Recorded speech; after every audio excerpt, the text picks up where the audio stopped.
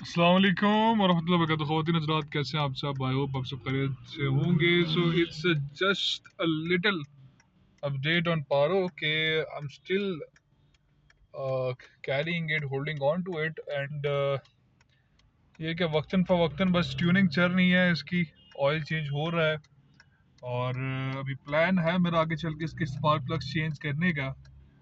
Average जो अभी इससे आउटपुट मिल रही है वो अराउंड 13 किलोमीटर्स की, अगर स्पार्क प्लग अच्छे हो तो 13.5 से 14 की एवरेज जो है वो ये गाड़ी इजीली कर लेती है, Honda city i-DSI 2006।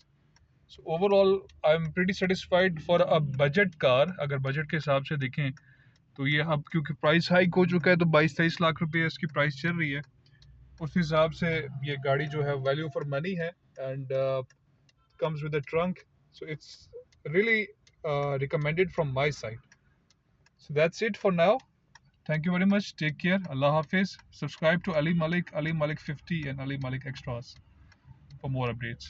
Follow me on Facebook Ali Malik 50 and Instagram Auto Vlogger Ali. Shukriya.